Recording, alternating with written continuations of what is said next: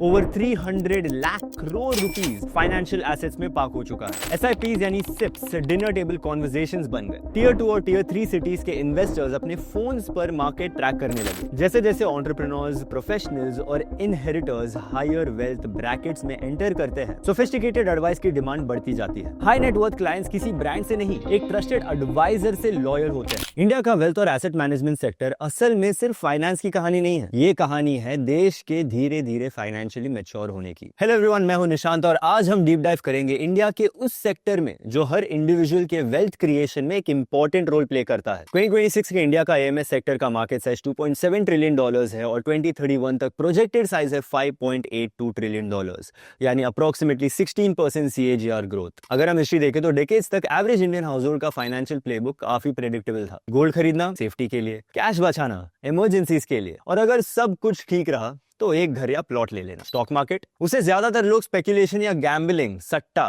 के नजरिए से देखते थे, जैसे ये सिर्फ कुछ सेलेक्ट लोगों के लिए होता था। और ऑनेस्टली ये सोच बिना वजह नहीं थी, इसके पीछे हिस्ट्री थी। 1963 में गवर्नमेंट ने यूनिट ट्रस्ट ऑफ इंडिया यानी यूटीआई एस्टैब्लिश किया था, एक क्लियर ऑब्जेक्टिव के साथ, स्मॉल सेवर्स को कैपिटल मार्केट का एक्सपोजर देना, एक कंट्रोल्ड और रिलेटिवली सेफ फ्रेमवर्क के थ्रू। ऑलमोस्ट 25 साल तक यूटीआई एकलौता ऑप्शन था। उसका फ्लैगशिप स्कीम US 64 घर घर में जाना पहचाना नाम बन गया। पहली बार कॉमन इंडियंस अपना पैसा कलेक्टिवली फाइनेंशियल एसेट्स में लगा रहे थे, चाहे उन्हें मार्केट्स का पूरा मैकेनिक समझ आए या नहीं। फिर आए 1990s।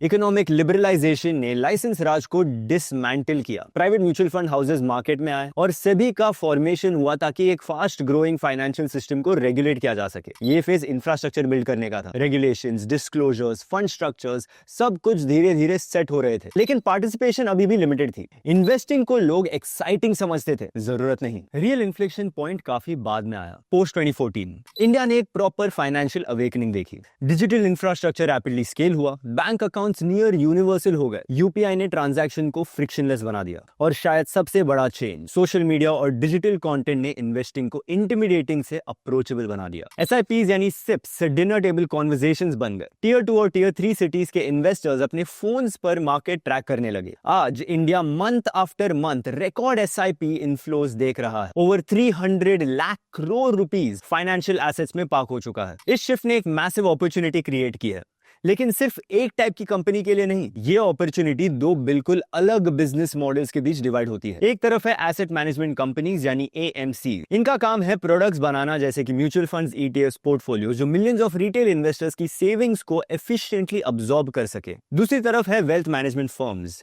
ये सिर्फ प्रोडक्ट्स नहीं बेचते, ये एडवाइस देते हैं। इनका focus high net worth individuals पर होता है, जो tax planning, estate structuring, private markets और कॉम्प्लेक्स इन्वेस्टमेंट स्ट्रेटजी चाहते हैं। इन दोनों मॉडल्स को समझने के लिए हमें ब्रांड नेम से आगे जाकर उनके कोर इकोनॉमिक्स को देखना पड़ेगा। 3 मैट्रिक्स यहाँ सबसे ज्यादा इंपॉर्टेंट हो जाते हैं। पहला है AUM मिक्स। हर AUM इक्वल नहीं होता। इक्विटी AUM ज्यादा वैल्यूएबल होता है कंपेयर टू डेट या लिक्विड फंड, क्योंकि इक्विटी में रिटर्न ज्यादा होते हैं पर फीस हायर होती है और मनी ज्यादा स्टिकी होता है। इसी वजह से HDFC AMC जैसे प्लेयर्स इंडस्ट्री बेंचमार्क माने जाते हैं। उनके टोटल AUM का लगभग 65% इक्विटी ओरिएंटेड है, जो इंडस्ट्री एवरेज से काफी ऊपर है। इसके opposite Nippon life India AMC को देखिए। उन्होंने ETFs और पैसिव फंड्स में ट्रेमेंडस स्केल बिल्ड किया है। टोटल AUM बहुत बड़ा है, लेकिन पैसिव प्रोडक्ट्स लो कॉस्ट होते हैं, जिसका मतलब मार्जिन थिनर होते हैं। वॉल्यूम स्ट्रांग है पर इकोनॉमिक्स डिफरेंट है। इसीलिए जब लोग क्वालिटी ऑफ AUM की बात करते हैं तो वो सिर्फ साइज की बात नहीं होती, बल्कि ये होता है कि पैसा किस एसेट क्लास में डिप्लॉयड है।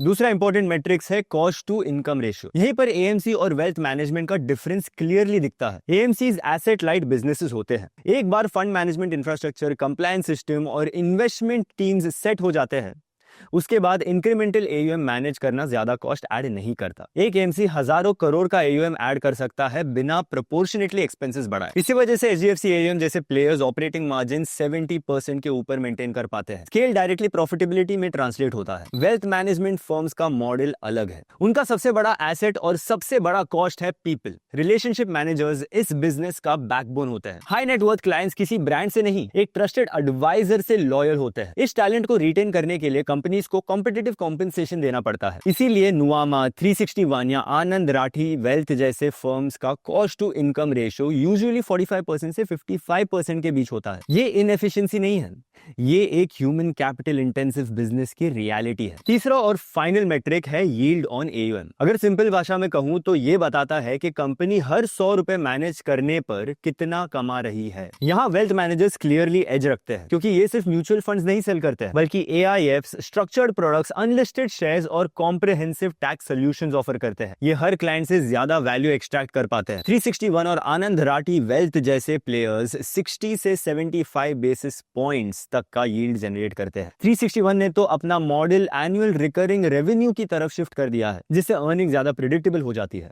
एएमसीज के केस में यील्ड कंप्रेशन एक स्ट्रक्चरल रियलिटी है। सेबी रेगुलेशंस ने एक्सपेंस रेशियो को ग्रेजुअली रिड्यूस किया है ताकि इन्वेस्टर्स को बेनिफिट मिले। स्ट्रॉन्ग इक्विटी फोकस्ड एएमसीज भी टिपिकली 40 to 50 बेसिस पॉइंट के नेट यील्ड्स पर ऑपरेट करते हैं। इसका मतलब ये नहीं है कि एक मॉडल बेटर है और दूसरा खराब। असली सवाल ये है, आप किस काइंड की ग्रोथ पर बेट करना चाहते हैं। एएमसी जैसे एचडीएफसी एएमसी, निपॉन लाइफ और यूटीआई इंडिया की फाइनेंशियलाइजेशन स्टोरी के टूल बूथ्स है। जब तक एसआईपीज ग्रो करते रहेंगे और हाउस होल्ड्स फिजिकल सेविंग से फाइनेंशियल सेविंग्स की तरफ मूव करते रहेंगे, ये बिजनेसेस स्टेबल कंपाउंडिंग और स्टेडी कैश फ्लोज डिलीवर करते रहेंगे। जैसे जैसे एंटरप्रेन्योर्स, प्रोफेशनल्स और इनहेरिटर्स हायर वेल्थ ब्रैकेट्स में एंटर करते हैं, सोफिस्टिकेटेड एडवाइस की डिमांड बढ़ती जाती है। मार्जिन ज्यादा होते हैं, यील्ड्स रिचर होते हैं, लेकिन एग्जीक्यूशन रिस्क भी होता है, क्योंकि टैलेंट रिटेंशन क्रिटिकल होता है। एंड में इस सेक्टर के विनर्स मार्केट लेवल से डिसाइड नहीं होंगे। विनर्स वो होंगे जो मनी को बेटर मैनेज कर पाए, रिलेशनशिप्स को स्मार्टर स्केल करे और इवॉल्विंग इंडियन इन्वेस्टर के साथ अडॉप्ट करते रहे। और यही असल में इंडिया के वेल्थ और एसेट मैनेजमेंट सेक्टर की रियल स्टोरी है। That's it from my side today.